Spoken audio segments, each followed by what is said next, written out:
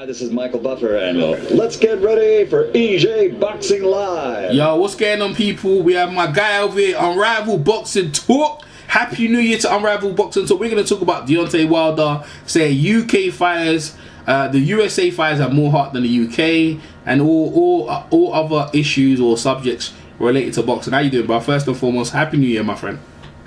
Happy New Year, EJ. How are you doing? I'm alright, man.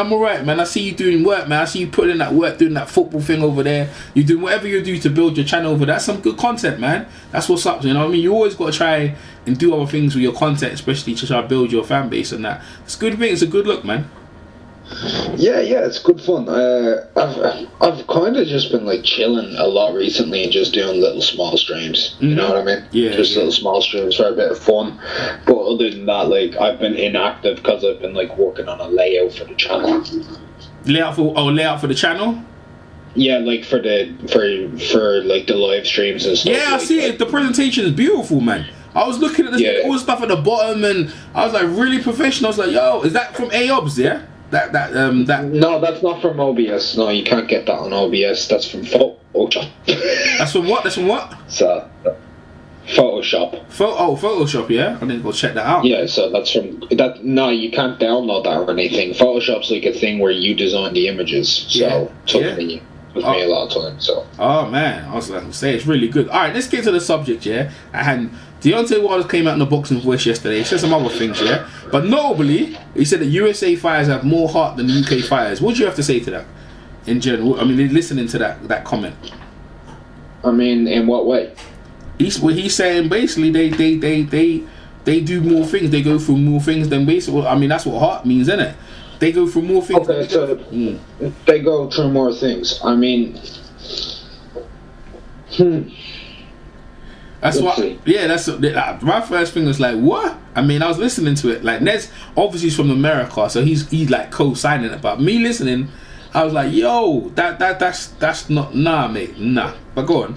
Well, let's go to the very first thing. Like when it comes to heart,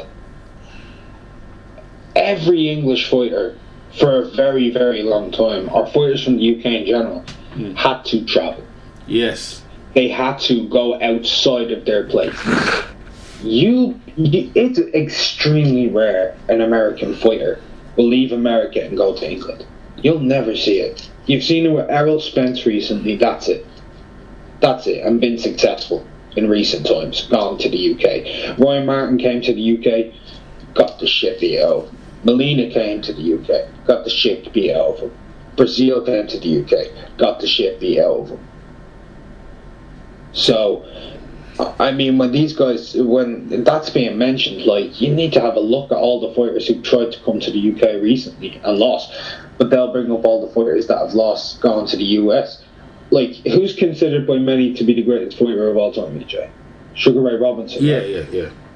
Yeah. What happened when he came to the UK? Oh yeah, he lost, didn't he? He lost. Exactly. I mean, the whole heart thing, like, and I'm not questioning Sugar Ray Robinson's heart. That dude had more heart than anybody. The only stoppage was dehydration to Joey Maxim because they didn't swallow water back then, you know.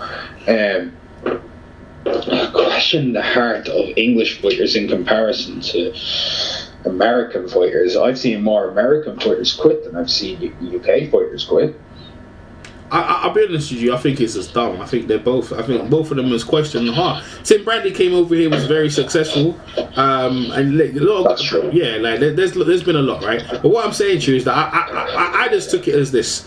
You obviously don't know the history of boxing because, like, backwards and forwards, guys have been doing it, crossing the Atlantic Sea and fighting each other for a long. Like, maybe Americans over recent time were having success, but the UK is having tremendous success now. But at the same time, in terms of heart, both of them got heart. Like, Anthony Joshua got heart, Fury got heart getting off the canvas. Then I can go about guys in America, you know what I'm saying? What's his name? Mickey Ward, Torrio Gatti, Diego Corrales, Floyd Mayweather. I see Danny Williams. You know what I'm saying? I can keep going on. America, boxers in general have heart. I don't fall into the partisan thing of either one or the other. I just feel like, say, that's a dumb argument. And it also leads into this whole thing that anti-UK sentiment into the American sentiment. I'm like, yo, that's some dumb stuff, man. Like, that whole thing will be done. When they fight each other, like, if Fury beats Wilder, then what? Or if Wilder beat Fury, okay, it continues. But if AJ beats Wilder, then what? I mean, where's your definitive proof that that's how that was, man? You know what I'm saying? Like, dude, they need to come out their bubble. Like, real talk. Like, any of them could lose each other, and like, is one better than the other, or maybe that guy beat him on a better day? Guys need to stop with the bullshit, man. This is boxing. Well, when it comes to quitting, when it comes to like the idea of quitting, I'm not going to go on to anything anti or anything, right? Yeah. Or anything like that. But let's go to the year. The year was 2018. Okay? The year was 2018. Deontay Wilder fought against a man called Luis Ortiz in the first fight. Luis Ortiz was the first person to really unload on Wilder. And the very first time a fighter unloaded on Deontay Wilder completely, he stopped throwing. He stopped throwing punches. For whatever reason. If it wasn't for the doctor and the referee giving him an extra 30 seconds in the corner, allowing him to go over, he'd have lost. He quit. They didn't quit on him. But he quit in that moment. For that 1 minute, he was a done man. Fast forward 6 months later from that fight. He steps into the ring with a man from the UK. A man who every time Wilder knocks somebody down, that's it, man. They're giving up. They've given up. Rises off the canvas not once but twice. A man who came back from drug addiction, from mental health issues, from wanting to kill himself, from drug bans, from everything that could go wrong in your life. A year's fat camp gets into the ring with the hardest puncher, and even he couldn't pin him down. And that's what you're saying has no heart? Mm-hmm. I find that to be a little bit ironic. Yeah. Well, like I said to you, all right. I think he's upset that AJ said he's willing to help Fury get along, and I think he's reacting to that and just saying stuff. But I don't know if he believes the stuff he's saying. But it was. I thought I'd address it because when I heard it, I was like, "What? What do you mean we ain't got heart?" Like straight away, I was like, "No." And also, he said the UK. He said the lineal title, as far as I'm concerned, dies with Tyson Fury because I will not be promoting it. I know I will not be talking about it. What do you think I have to say about that? Like he said, he'll receive it, he'll take it, but he ain't gonna be. I'm a lineal champion like Fury. We talking about. He said. Well, he can talk about not promoting it or whatever. You and I both know, EJ. Like the lineal title, it meant something at one stage, but it was never promoted. Yeah. It was just a recognition. Yes. You know, it was like that's all it ever was. So whether he wants to promote himself as lineal champion or not, if he were to become a lineal champion, if people will recognise, because there's a lot of fans who don't even recognise Fury as lineal. Okay, there's a lot who don't. Yeah. And that's being honest. Yeah. Me personally, I'm not one of those. I'm not. Well, I kind of am, and I'm not. I didn't really recognise Vladimir as lineal. Because he never fought Vitaly. He never beat the number one guy. Yeah, he never beat Lennox Lewis. If he fought Vitaly, then that would have started it off. Yeah. Well, I mean, with Vitaly, with Lennox having retired for so long, I mean, look, we can do this whole thing. You and I can both go way back, and we can go back to Gene Tunney on that. Yeah. We can go way back, like. So we don't need to get into that. Like the Lennox thing, a certain length of time ended. Like a new one needed to be formed, but the number 1 and 2 didn't fight each other. Mm-hmm. You know. Mm-hmm. And now Fury and Wilder, they're fighting each other, but are they number 1 and number 2? It really depends on how you look at it. A lot of people can still make a good claim for AJ. He does have a loss to Andy Ruiz, which isn't a good look. But he went off and he actually reunified all the belts after they scattered. He did do that, so he has a strong claim to proving himself as number 1. Fury had one good victory against Vlad, and Wilder, his best result is a draw with Fury.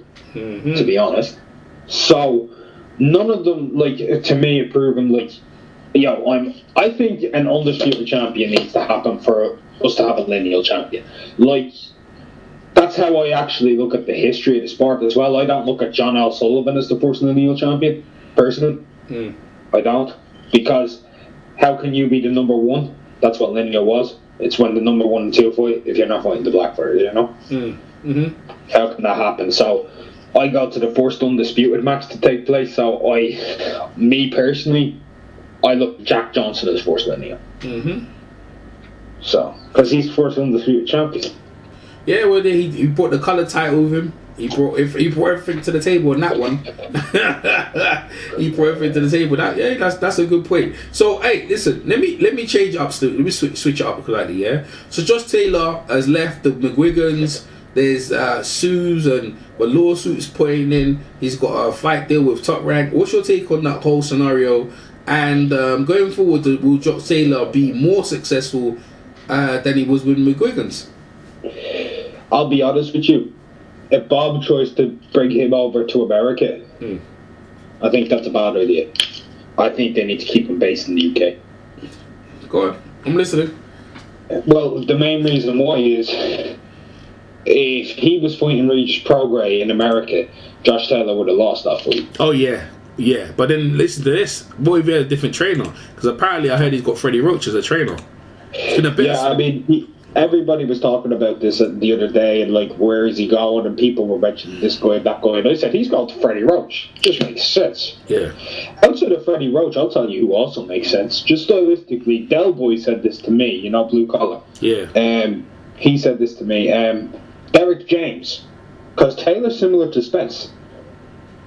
Yeah, I don't know, but I was thinking more Buddy McGurk. I think Buddy would be good for him. Buddy's a really good boxer. Buddy McGurk, very good. He would. Josh Taylor. Josh is kind of a brawler. And he's a southpaw as well. Like he'd get the. These are very nice, but you think he needs to discover his boxing for me. Yeah. See what he did against Prograis. No, against what's his name again? That guy with P in it, Postal. Stuff like that. He needs to go back to his boxing. For some reason he's getting emotionally involved. And he's fighting more than he needs to, and I think with the Ramirez, that's not a good idea, man. That's what Ramirez is about.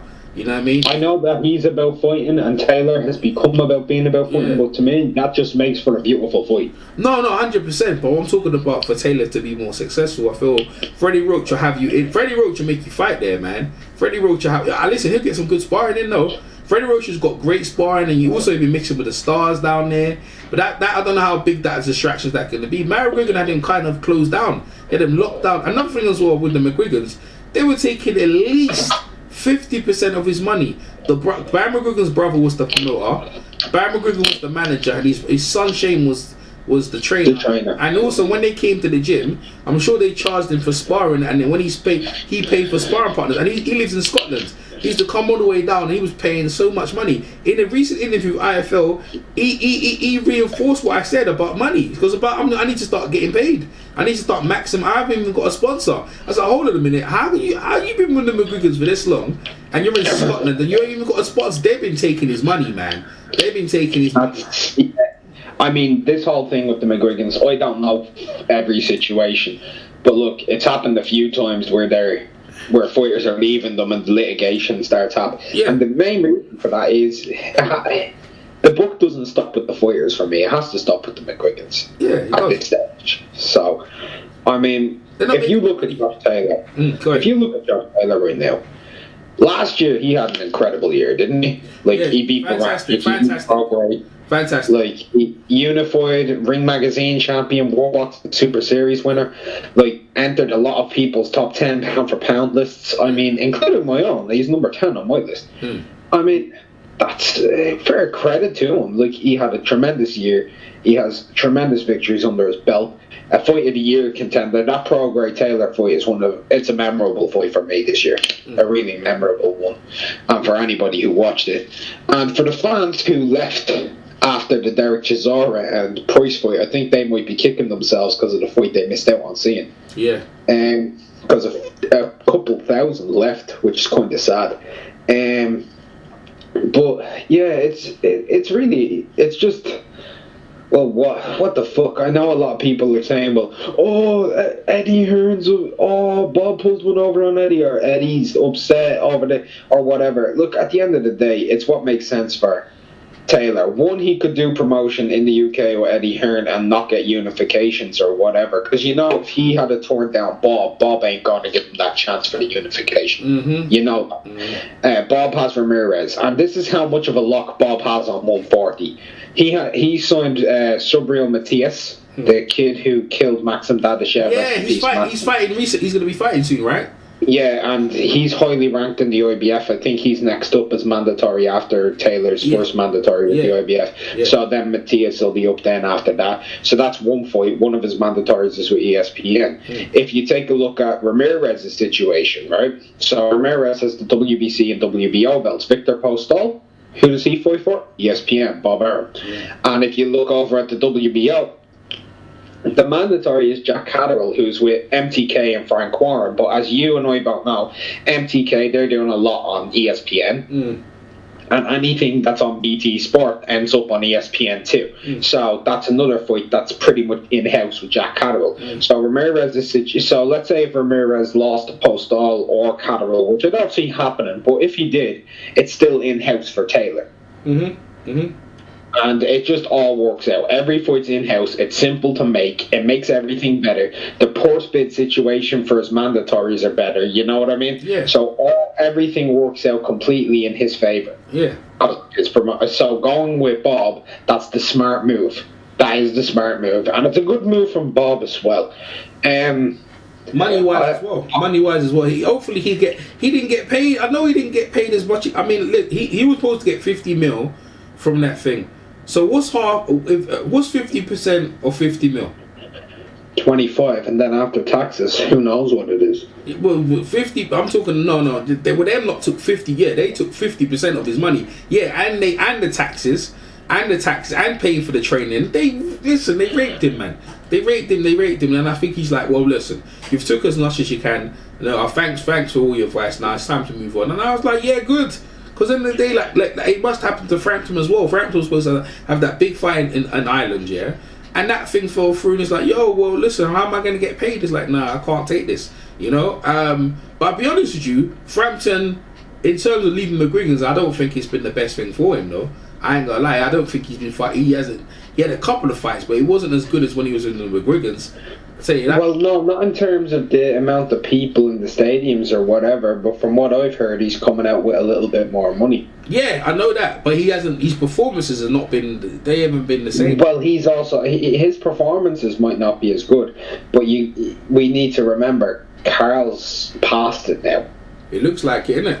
That's what I'm saying. That's what I worry about with Josh Taylor, because I feel like with Josh Taylor, I feel like his goal was to win that thing. He said everything after that is going to be gravy. It's time to catch them. I was like, yo, how come the McGregor's wasn't actually, and especially in the era where there's multiple sponsors to get multiple money. Because I know if you're with Eddie Hearn's got all the sponsors. You know what I mean? They've got all the sponsors down on lock. Yeah. Oh yeah, they've got Under Armour, they've got they've got Max Nutrition, they've got all these nutrition companies. AJ's on the cereals now. See, AJ's starting being on cereals and shops. I went over. AJ's on most. Yeah, AJ's everywhere now, man. He's dead. Is AJ rocking up? Is AJ rocking up on the cornflakes? Yeah, he's on the court. Yeah, we start on the cornflakes boxes now. That's when you know you start getting to that Bruno money. You know what I mean? Yeah, that's how you know you've made it when you see when your picture's on when your picture's not on the milk carton but it's on the cereal box. You know you've made it. Or like HB sort of ketchup. That's the thing people don't think about back in the days, that these things are important. Like especially for boxing, it makes everyday person like this everyday stuff they buy, or shampoo. You know, you got the shampoo in England. You had footballers on the shampoo and stuff like that. You know what I mean? Right? Yeah. Even with Head and Shoulders, wasn't Joe Hart on that shit? Thank you. I was just talking about that. Joe Hart. Remember, Joe Hart was on the shampoo, right? So he's like, you know, by the time you made that, you know you're big. You know you're big. You're the dude. And and the Liverpool team are doing it too now as well. But like James Milner and all those boys. See, listen, it makes a difference. What he just achieved. Josh Taylor should be on a lot of stuff. He should be getting more sponsors. He needs to get a better agent than he had already. He needs to change the whole lot and start investing. The only thing I worry about, you're with MT Global, they're gangsters, yeah. There's some serious gangsters. McGregor's ain't gonna. That's when McGregor's gonna take it to court, yeah, because they can't really pull anything, right? But at the same time, I'm looking at Shane, yeah. I'm like, Shane, how good a training was you are? Because to me, I reckon his dad was training him. I know, like, I've seen Shane do the pad work, but McGregor was the one who probably sat down with them, done the game plan, and this is what you need to do, son, right? You need to do this, you need that. You know what I mean? I'm sure McGregor was hands on deck, because I remember when George Groves, came to Don Charles' gym. McGregor was there. Shane was there, and Barrett Thingy was there. They don't really say anything. They kind of keep things to themselves. They don't really show their cards and stuff like that. And I was like to myself, well, Barry McGuigan's really has a stronghold, but at the same time, they're not making no money, or they are making money, but the McGuigans are taking it. You know what I mean? They're just taking. Yeah. I'm not saying they're taking what they don't deserve, but in terms of if you make money, then everyone's good. Then if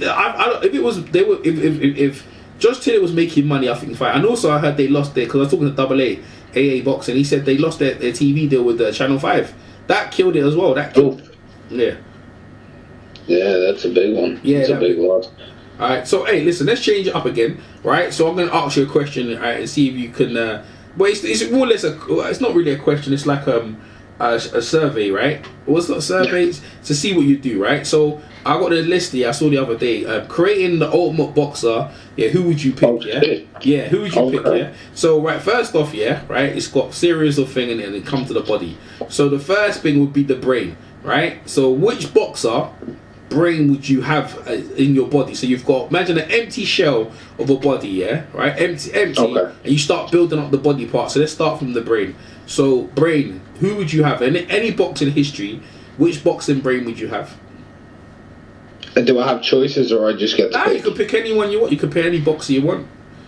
Any boxer. Larry Holmes. Larry Holmes. Why you pick Larry Holmes? Because Larry Holmes was very good with multiple different facets, and he understood range, timing. He was very good at getting onto the back foot, coming inside. He just had a wealth of a lot of talents like that he knew how to use. And if you're going to create a perfect fighter, you're going to go end up with power in both hands. You're going to end up with use of a jab. You're going to end up with back foot game, front foot game. You're going to end up with a lot of different stuff, and he might be one of the most well-rounded fighters of all time in every capacity. So Larry Holmes. The brain. So the way. Remember again, the brain of the machine for me is Larry Holmes. All right. IQ. No, that's good. No, he's got durability. Yeah, 100%. So that's pretty good. That's pretty good. I picked Sugar Ray Robinson, but it's not. Fair enough. There's no wrong or right. That's, you know what I mean. It's good. All right. Mouth or talking. Which mouth or boxer would you pick? Muhammad Ali. Yeah, you got the same as me. Why would you put Muhammad Ali? Go ahead. Because he's the prettiest, isn't he? Nah, come on, man. That man talk more shit than anybody, and he talked so much shit. He managed to bring freedom to the troops of America. Yeah. I mean, yeah. That's a different level. Yeah, he did. I mean, his stuff he's saying now is relevant, man. Saying, like, with the whole thing going to America and Trump, and you're like, yo, bro, what has the Iranians done to me to make me want to fight them? Or we can't even get freedom in our land over here right now. That's still that kind of thing is prevalent. No, 100%. I picked Muhammad Ali for the same reason. I said, like, no one could talk of Muhammad Ali, and everything he ever said, he backed up what he said, and he's just the little boy lip, or however you want to call it, bro. His mouth was on point. All right, chin. Any boxing history? Which chin you have? Fuck. There's a few here. Oh Jesus. You know what? George Chuvalo. Yeah. Go on. I'm listening. Tell us why. Well, he's just one of the best chins ever. I don't think he was actually ever knocked out on the ground. I think he was stopped on his feet a couple of times. He's been dropped a few times, but come on, the guys who dropped him, Foreman and shit. He just didn't quit. He had a great chin, but I don't know if I'm happy with the chin. You know what? I'm gonna go with Kid Gavilan. Go on. Tell us why. I only ever dropped once. And I know a lot of people will say, it comes down to his defense, but the greatest chin is the one that doesn't get hit, and Kid Gavilan didn't get fucking hit. 100%. So, okay, I picked the Marvin Hagler because, as far as I can say, that chin was listen, he could take you can take shots from John the Beast McGarvey, you could take shots from Roberto Duran, from Thomas Hitman Hearns. He must be pretty good, bro. Pretty good. Let's just say one other thing on his chin. You know the shots he took from John the Beast McGarvey? Yeah. Allegedly, he was pissing blood after the fight. Yeah. So the shots he was taking made him piss blood, and he still didn't go there. Yeah, that's what I'm saying. But you got Kid. Who's it? It was Kid Gavilan you picked for chin, right? Kid Gavilan. Yeah, Kid Gavahan. Yeah, 100%. No, man. Listen, this is all good conversation. Like I've got it in my community stage, so we're still going on. Moving down to body. So, what body would you have the structure of your guy looking like? With any body in boxing? Physically. Yeah, physically bodied. Oh, that's such a gay question. Nah. Hey, listen, because you've got all the assets now. You've got Larry Holmes in there. You've got Kid Galahad. You know what I'm trying to say? You know, you've got Muhammad Ali's mouth. So, body, who do you have your body looking like? Any body in history?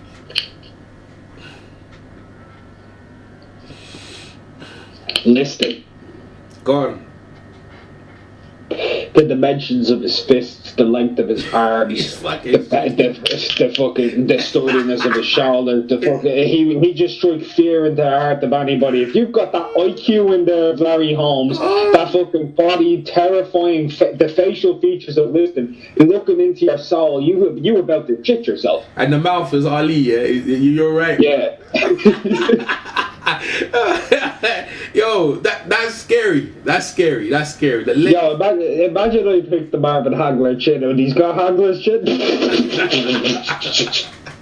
Well, hey, Gavilan's still good though. It's true. Listen. Yeah, Kid Gavilan's chin is great, man. Hey, listen. With all that, yeah, listen. That's pretty scary. It's true. You know, I picked on my body. I had Muhammad Ali because again, like you, I have my guy in the heavyweight division because. You know what I mean? That's the division, right? You get me? Because, like, I got Ali, I like the fleet fit. But, yeah, Sonny Liston, that body with Larry Holmes' brain, Muhammad Ali's mouth, you know what I'm trying to say? Kid Gavilan's chin. Oh, man, that's what's up, right? So, you got the body of Sonny Liston. That's all right. Sonny Charles Liston. That's cool. All right, power. Right? Power. Who would you have the power like? Just overall power. And yeah, there's power. Yeah, power. So basically, both. Ernie Shavers. Good night. That's a good one. He can hit, boy.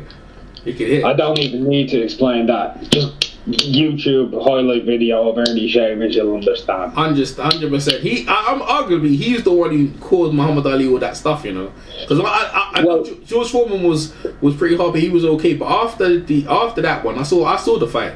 He hit Ali, and Ali looked like, bro, he looked like he just listen. He went to sleep, woke up, and just that guy was like, Ali was like, what the heck has this guy got in his hands, man? I heard people say that George Foreman hit like a sledgehammer. Yeah. And Ernie Shavers hit like a Mack truck. Yeah, that's what I heard. Testimonies from people who were hit by both. Yeah. So 100%. I'll take their word for it. I got Sonny Liston in power. I just felt like, say, I've seen Sonny Liston. Ali said, nah, I don't hit. George Foreman in his own sparring, when he sparred Sonny Liston, he said, that guy, yeah, was the hardest hitting guy I've ever been in the ring with. He said, this guy was, because I know I hit pretty hard, but this guy, I said, when the sparring with him, I knew I had to be careful. I had to move my head. I had to make sure my head was moving. I said, yo. And I saw the size of Sonny Liston's fists as well. So I said, power, I'm going Sonny Liston. But you got Ernie Shaver, that's what's up, man. All right, right hand. In history, who would you have? Anyone in right hand. Of the finish up. Got right hand, who is it? Who would you have? For right hand? Yeah, for your right hand. It's a toss-up between three. Go on. You can tell us all three. Go on. And you make a decision. One is between Shavers. Yeah. 2 is between Foreman. And 3 is between Deontay. To be honest with you, so that hand is scary. Pick one. I'm going with Deontay. You know Bring what? a bit of modern into it. I guess what? That right hand's scary, bro. It's scary. People say, oh, it's not complete knockout power. But yeah, it kind of is. But outside of that, it really does change the complexion of a fight. The effect it has on people. Most people just, like, they can't really do much after. I know Fury did, but he's a different animal altogether. He's a weirdo. Yeah. He's just bipolar. Yeah. He woke up. Like, remember what he said? One night he'll go to sleep, and then he'll wake up, and then he'll want to kill himself, or he could be on top of the world. When he went to sleep for those 9 seconds and got up, right? He was a different person then. Yeah. That's what happened there. But you see what? I picked Wilder as well. I got for right hand. I picked Deontay Wilder for the same reasons. I said, listen, for the lightened right hand and the way he throws that, I said Deontay Wilder, man. I said that right hand. That is bad intentions on that right hand. In the history of boxing, we've seen. You could go down the history. For a straight right hand, the way that lands is just like Hearns' hands hard. Yeah. Wilder. And Hearns is good, yeah, But as he went up weight, he wasn't so much, right? But Wilder's already there. If we're talking pound for pound, another person could be Julian Jackson. Yeah, true. But the thing is, their power. Remember again, your guys' bodies set in the heavyweight division. Heavyweight, yeah, exactly. Because this is what I'm saying. You already kind of, when you pick body, you're picking your weight class. So when you talk about the guys you just mentioned, that's exactly for straight right hand. Like, you couldn't even pick anyone more. That's exactly why I put Wilder. All right, left hook to finish it off. Left hook to finish it off. Gotta be the most legendary left hook of all time, doesn't it? Smoking Joe. Oh, mate, see, that's what I picked as well. That's what I picked as well. Go on, tell everyone what I said. That's what I picked as well. Go ahead. It's just gotta be Smoking Joe. It's just like, tell me a punch he's knocked someone out with that wasn't a left hook. I'll wait. Oh wait, fucking creamed Ali with that left hook. Ali was like, what is this? Where's this coming from? Every fucking 2 seconds, just left hook. Listen,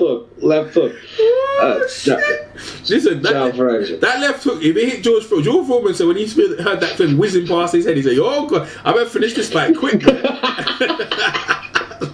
Just goes fast as that. He's like, oh, God have mercy. That left hook with that, they said that was the truth serum. Because if you think you're a boxer, you get in the ring with Joe Frazier, let that left hook land on you. You knew you was going to be a boxer getting hit with that. That left hook was wicked. You imagine a left hook, so the right hand from Deontay Wilder, left hook from Joe Frazier coming at you. Your Lord have mercy. So your weapon is vicious, bro. You got a fight. Where's the jab? Where's the jab though? No, when no jab. Just right hand. That's all they had. They had right hand, left hand, and more or less the jab would. I was looking for 2 more. I was looking for 2 or 3 more. Well, the jab.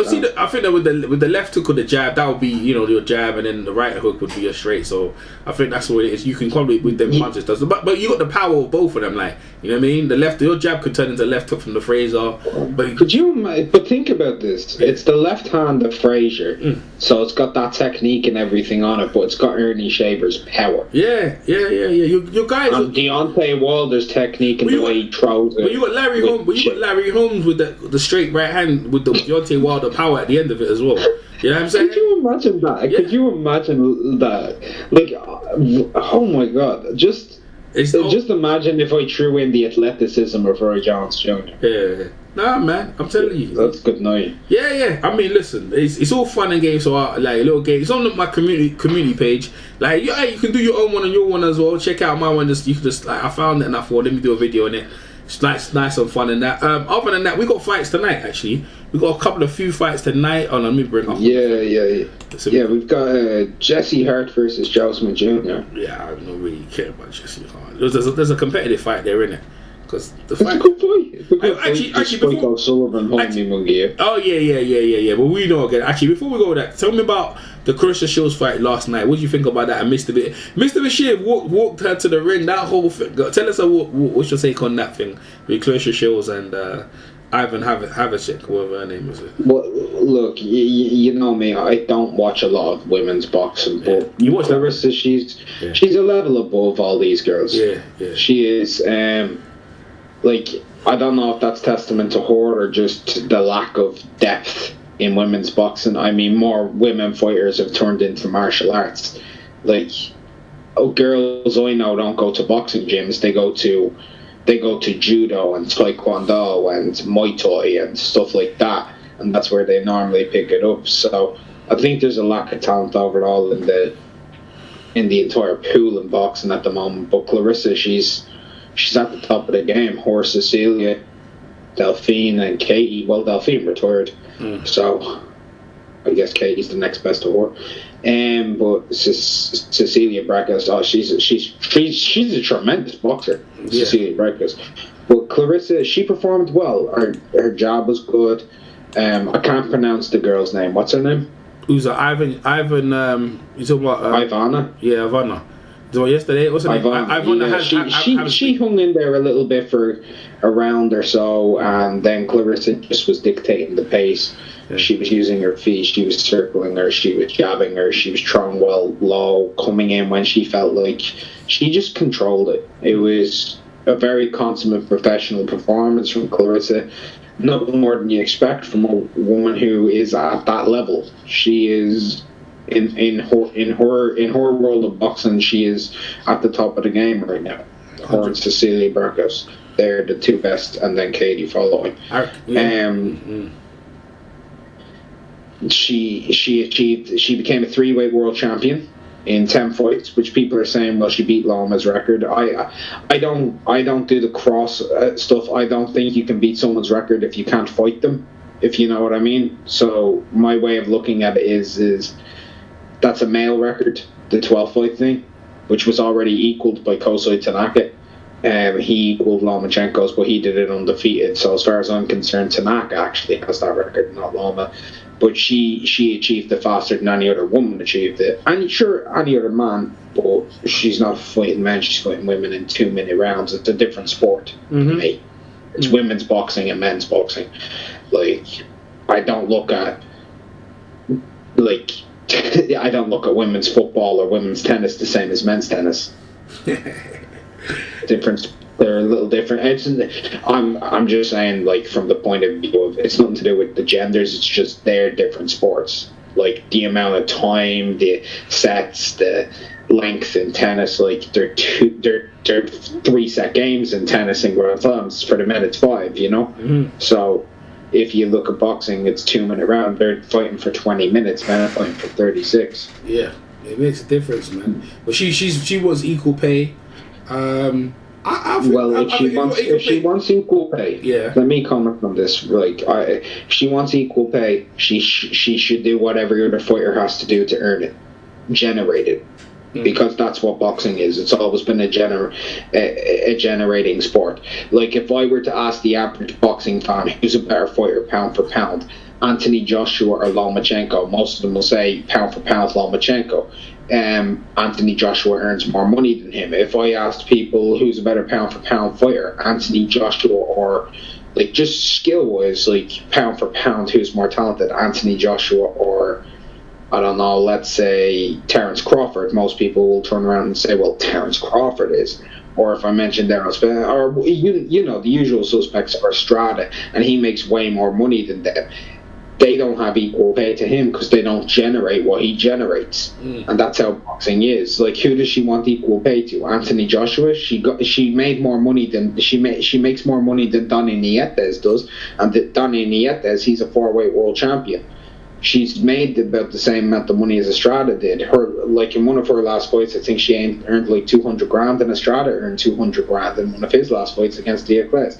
So Estrada, he's on the pound for pound list. So she's making roughly about the same amount of money as Tony Harrison got for the Charlo fight. So I don't know what she's looking for on equal pay. She's getting what she's generating. 100%. That's a very good point, man. Remember that whole thing with Netflix with Moni Fig. She was complaining about Netflix ain't give me the respect and the money she want, and then the comedian came out, what's his name again, and said that, well, it's what she's selling. They're gonna go by what you're selling, by what they're gonna give you. Well, how many tickets you sell, how many viewers buying you. The fight last night wasn't pay-per-view, so if you start, I think if you want some equal money, I think you start getting pay-per-view. But I ain't gonna lie, she's doing everything she darnest to try and get that attention. She's doing a good job of bringing the attention to women boxing. If she beats Cecilia Brækhus, she said she can go down to 147. If her and Cecilia Brækhus can get that on, would that be the turning point for women boxing in terms of pay-per-view event that people might want to see, and would that start the ball rolling? No. Wow. Because cold down. It's nothing against women's boxing. I'll look at this from like the point of view of the fan of boxing, right?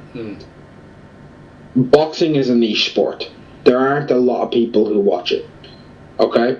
Outside of the select few male fighters, they don't end up on pay-per-view in America. I'm talking a very select few. I mean, in the last 10 years in America, there's been 16 pay-per-views. 16 or 17 in 10 years. Half of which were Floyd and Pacquiao and Canelo. Like if you look at Thurman, how did Thurman get on pay-per-view? Who did he fight? Pacquiao. There you go. Thurman is a bigger name than Clarissa Shields. Yeah, he is. He is. And it took him a Pacquiao fight to get him into pay-per-view. Deontay Wilder's on pay-per-view. Who was his first pay-per-view fight against? Tyson Fury. Tyson Fury is a bigger name than Clarissa Shields and Cecilia Brækhus combined. It comes down to fame, not notoriety. The casual fan pays pay-per-view, and the casual fans do not watch women's boxing. Very few do. There's a niche market growing with the female fans and some male fans, and that is starting to grow, and we'll see it grow. But I don't think we'll see like pay-per-view or anything for quite a few years. They haven't captured an audience the way Ronda Rousey did over in UFC. And that was big. To my knowledge, that was big. But that was huge. But they captured an audience. Clarissa hasn't captured that audience yet, because if we're looking at it right now, Gervonta Davis, is he going to be successful when he does pay-per-view? Not unless he has a big name fighter in the ring with him, because he's not a massive name. He's semi-known, but he's more known than Clarissa Shields, and he fought against a guy who was known in Gamboa, and that also wasn't on pay-per-view, and there's a reason why. Errol Spence and Sean Porter, two very well-known names, two world champions in a unification. That was on pay-per-view. Errol Spence and Mikey Garcia, a four-weight world champion with a Mexican fan base in Mikey Garcia, and Errol Spence with a Texas fan base. That's what does it. Cecilia Brackett, who, like EJ, outside you, me, and real hardcore boxing fans, Ring IQ, and a couple of people in Cecilia's country, who the hell knows who she is? You know what? You're 100% right. You see what you just said about the UFC? I think therein lies the way for her to go forward. She needs to fight Amanda Nunes or Ronda Rousey to get that money, to get to that sort of view. Because I feel like I personally think Ronda Rousey would be the one. I think so. I do as well. I really think she needs a promoter to get a hold. This is what I think with Clarissa, a promoter who wants to make cash, right? This is what promoters are about. Because they were talking shit, man. I think the best promoter to do that, in all honesty, is Eddie Hearn. Because I think Eddie Hearn would be he's trying to cash in on everything. Yeah. So if you came to Eddie Hearn with the idea of Clarissa Shields, the greatest woman of all time, versus Ronda Rousey, the greatest woman of all time. Yeah. In a boxing match. Yeah. It would work, innit? It would work. She'd make money. It would cross over. Pay-per-view. Crossover. Yeah, I don't know if it'd be pay-per-view. It would be. It would be. Oh yeah. But they do pay-per-view over here though. I think they sell it over here to us, the pay-per-view. Because we ain't got this. I think they'd sell it to us on BT Sport, to be honest with you. Well, you said Eddie Hearn was involved, so. Well, if Eddie Hearn's involved, it doesn't necessarily mean it's going on Sky, because with UFC they have a contract to BT. That's a good point. But they've got business, but you're right with BT. Okay, but pay-per-view, but you see that, what you just said there, because she's still the biggest high-pro star. Like, Amanda Nunes is not making that money like when Ronda Rousey was there. Ronda Rousey was making nice money, bro. She was making big money, Ronda Rousey. She's still a big star. And she's got the wrestling audience. Clarissa Shields, bro, if she was making money, that's the one. EJ, my guy, it's as simple as this. I could do pay-per-view with Ronda Rousey. She's a star. Yeah, she is. She's a damn star. And, like, I'm not a fan of Rousey. Like, I'm not a big fan of her. But fuck me, is that woman popular. Like, you type in Ronda Rousey into YouTube, you'll find millions of views on every fucking video. Millions. You type in Clarissa Shields, you get 100k. Yeah. That's what she needs. She needs that name. If she went in there, or a girl who actually does have a name and is a very good boxer, Holly Holm, the one who beat Rousey first. Oh, Holly Holmes versus. And Holly Holm. Yeah. Is a Hall of Famer, female boxing Hall of Famer. Yeah. She is considered. I know Clarissa's considered the greatest woman of all time, but Holly Holm. Wasn't she fighter of the year or decade or something? Yeah. That would be Holly Holmes. Yeah, I know you're getting at, because you need these kind of names that most people can gravitate to draw that money. But the Ronda Rousey one is a slam dunk, bro. It's a slam dunk for real. That will set her off, and it will set her set her in motion to start getting that $1 million payday. Because that's what she's trying to get. If she wants to get that, she needs to knock off the girls who had that. Ronda Rousey right now on the planet is the highest paid woman fighter. That's Well, there is one of the things she could do. I know you'll be against it, but this is just for me. This is just for me. She's been talking that shit about being able to beat up males. Do the first ever female versus male crossover. I talked to her about that. You know, when I talked to her about that, she ain't on that, man. She's not on that. She knows. She talked about that. I remember we was doing that, what you needed with what you needed, and that, and I mentioned it. She said, "Nah, I'm not on that." So I ain't trying to get in no men. She knows what time it is. Yeah. She knows. She ain't. Yeah. She's not even playing around with that. She ain't about to fight no J-Rock or J-Rock. She's not about that.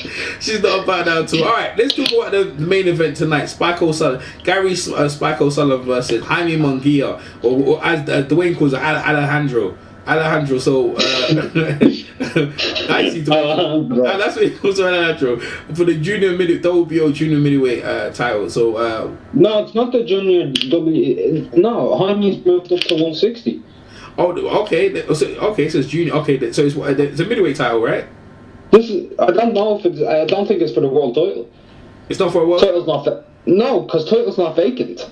Okay. Andrade is the WBO champion. Okay. I guess he might have vacated his WBO title, so they're fighting for something. All right. Who do you think? Well, I'll help you out with it. Yeah, go on. He did vacate the title to move up to 160. The reason I know this is because Teixeira, who was fighting Adamez a few weeks ago, in a great fight, by the way, Teixeira got the victory, and he won the interim title, but because Jaime was moving up, the WBO elevated Teixeira to 160 champion, and Jaime now has no belt. So Jaime is in Spike.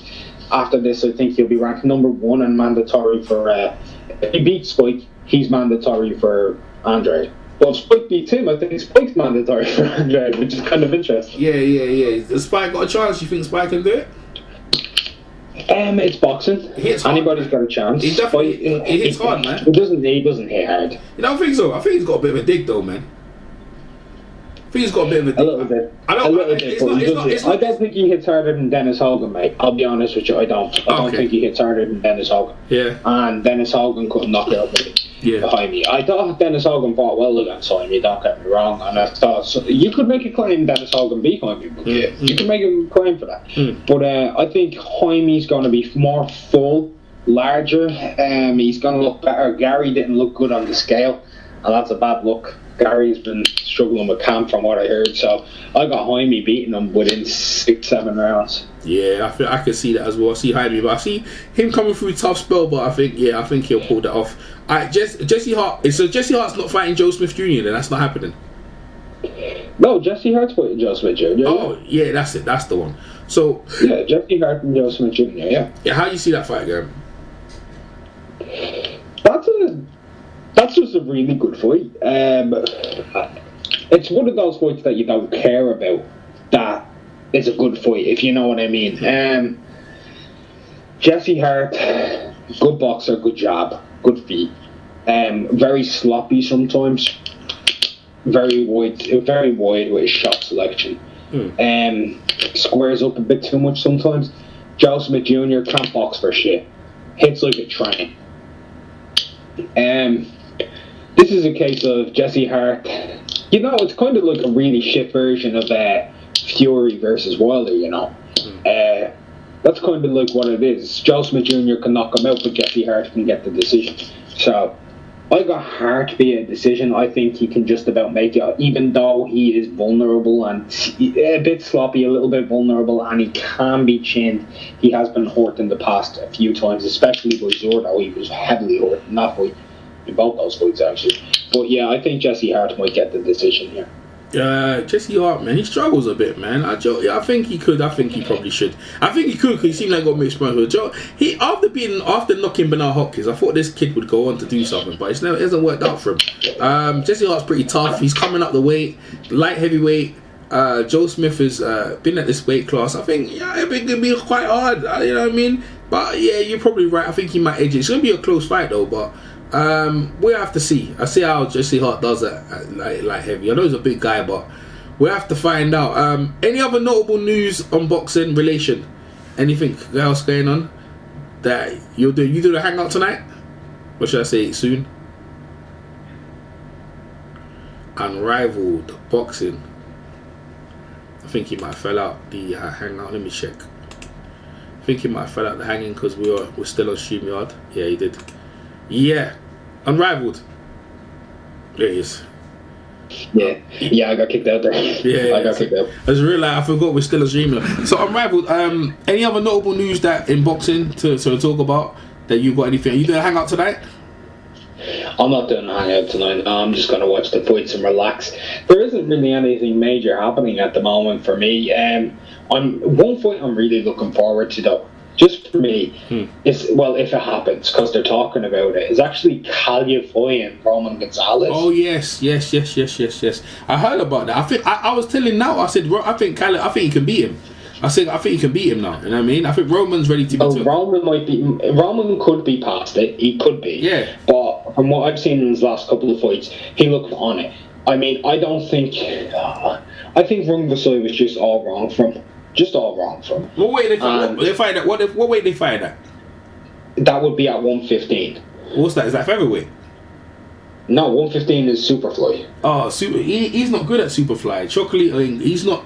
He struggles at. Well, why? Because he lost to Roman Gonzalez. No, yeah, but he should. The thing is, HBO forced him to go up. He was he could remember he's free weight, right? And he's short, like 5'3". Like 5'3", he was short. I said that weight class is not really good for him. He struggled against Quadras, and then you knew it was coming. And you see, this is what I'm saying. Oh, I don't blame anybody for struggling against Quadras. Quadras is huge, very fast, and on top of that, with Quadras, he was roided to the gills. He had more pimples on his back than the moon has craters. Yeah, but listen to this, that Quadras, lost against Rongasai. Rongasai beat the shit out of him because it was in Mexico. He got cut and got the decision, and he ran for his life. What I was trying to say, didn't Quadras beat Rongasai? Yeah, he did beat Rongasai, but he never beat him. If you watch the fight, he got hit with a body shot and he was about to get took, but because of the head clash early, they stopped the fight in Mexico and they awarded it. I done commentary on it. It was terrible. Yeah, it's really bad, right? And what I could see from that point, he was struggling against Rongaside, but when he went against Chocolate, who moved up, he was having fun. But then when that Quadras went against Juan Francisco Estrada, he was like, yo, what's this? He got shut out completely. So you can see the different levels. And what I was my point was... Well, that was also after the drug case, wasn't it? And he stopped taking drugs. There you go. See, this is what I'm saying. That's the sort of guy Quadras was facing, right? Not Quadras.